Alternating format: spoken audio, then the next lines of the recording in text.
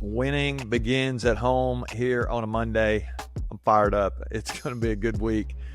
We're going to be talking about some stuff that I think is going to help you not just this week, but into the future. It's going to be great because we're going to talk this week about growth and planning. And the reason I want to do this right now, this little season that we're about to go into, is because if you think about it, we're headed into the fourth quarter next week, which is crazy. Fourth quarter of 2025. I've been watching all these football games the last few weekends.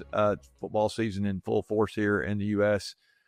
I know we got people listening around the world. I'm gonna say the U.S. football. If we're gonna call it football, and the other football around the world we'll call soccer here. But I'm noticing that most of these games are won and lost in the fourth quarter.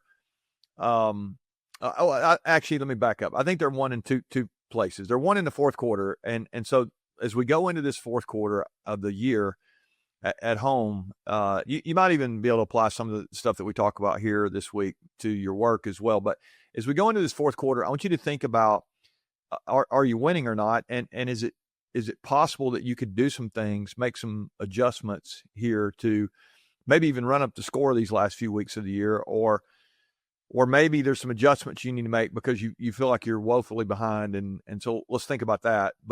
But I also want us to think about next year. And I don't think it's too early to start doing that. And I think a lot of the games are won in the planning and the all the work and everything that's gone in the practice, the off-season workouts, all that stuff, that the preparation really to plan a season. And now you're already seeing teams that are thriving and probably some teams that didn't do some of the work they needed to, or maybe they don't. I know a lot of it has to do with how good your players are, but you can just see the organizations that are well led versus the ones that are not. And I think our lives are that way. I think if you really will do some self-leadership here this week and really start to think about what you want to be true in 2026, I'll give you a way to do that here. I'll give you maybe a little roadmap that might be helpful. What made me start thinking about this was a couple of weeks ago, one of my son-in-laws was on a trip for a couple of days. And when he got back, he was flipping out because he when he saw his two little girls, he's like, you guys grew. Like, what happened? It's, he's gone for 2 days. It's like, but it reminded me of something I noticed years ago when I do know there were those times where you go on a trip and you come back and you look at your kids and you're thinking, man, you guys, I don't know what happened, but it seems like you got bigger this week. But here's what I started thinking about through the years. It's like every day you live with them and you see them day after day after day. You never come to the breakfast table and think, wow, you got bigger last night while you were asleep. That never happens. It's like we can't see growth when we're in the midst of growth, when it's taking place. And I think that happens in our lives. I think sometimes we're going through adversity. We don't realize that's actually strengthening us. We talked about that here a few weeks ago. Just our resilience begins to grow and we don't know it, but we get up against something hard later on and we've been through hard. And now all of a sudden we feel like, wow, I'm actually able to handle this or respond better. I'm responding this time instead of reacting the way I used to or whatever. I mean, I think there's all kind of examples here that we could think about. And so I want to get you to think today about your year that you're in.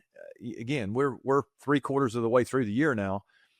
Are there some places where you've made some progress and you need to really stop and appreciate that and notice that growth versus, some places in your life where you're going, man, I'm behind on the scoreboard. I need to pick some things up here if we're going to get where we need to as a family before the end of the year. I just think there's some assessment that goes on, I guess I'd call it, or some maybe even reflection, soul searching, whatever you want to call it. And I've got a friend of mine who's got he's a guy I work with. He's got a big pumpkin patch, which you're like, what does that have to do with anything? Well, it's harvest time. I mean, these pumpkins are growing right now and they're just exploding. He's got hundreds and hundreds of pumpkins on this little patch of acreage that he's got up in Kentucky. Shout out to Scott there on the show today with these pumpkins. But the pumpkins that are available now are not available now because of what happened yesterday. They're available now because what's happened the last few months. Scott and his family and some of the guys that he's got helping him, they've been working on that in their spare time.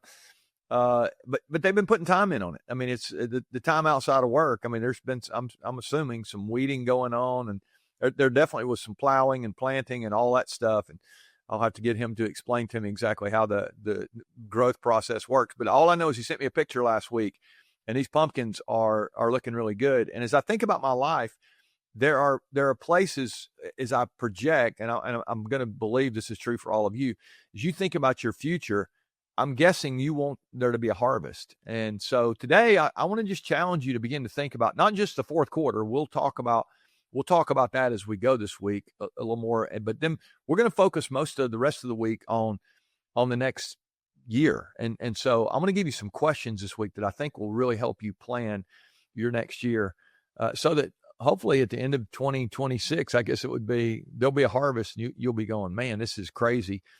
It won't happen unless you really give some thought to it. I'm convinced of that. You just won't, we say it all the time. Hope is not a strategy to get where you want to go. It's just, you're not going to drift to greatness. You're going to have to be thoughtful and plan accordingly. And so today I want to, again, as I introduce the week and as we start thinking about this, I want to challenge you today to pull back for a few minutes and begin to think through your last 9 months of the year. Like, what have you learned?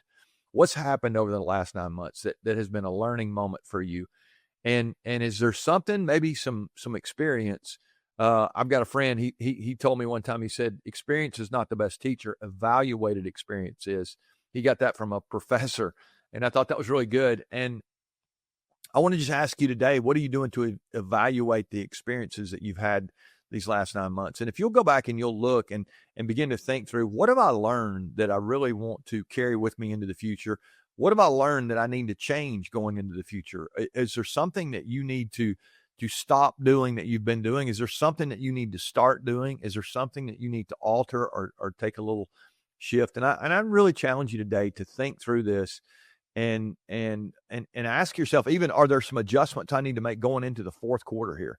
And again, I'm going to give you some specific areas to think about tomorrow on that. And really not just for the fourth quarter, but again, as we plan toward the future.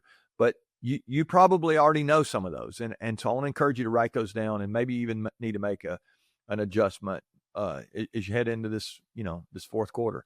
So I'll leave it there today. I just want to introduce this idea. You're probably, here's the bad news.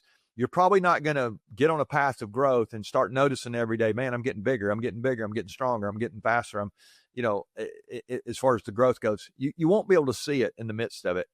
But I think when you pull up and you're able to do what we're talking about today, over 9 months, like what really has happened this year, it's almost like, when Alex got back, he's like, man, there's some good stuff that happened while I was gone. You guys got bigger. I think you're going to notice there's some places in your life where you've made some progress as well this year. So pay attention to that today. Come back tomorrow. We're going to give you a whole week of content to really help us think through this. And hopefully we can go into 2026 with the best plan we've ever had. All right. Love you guys. Remember, winning begins at home.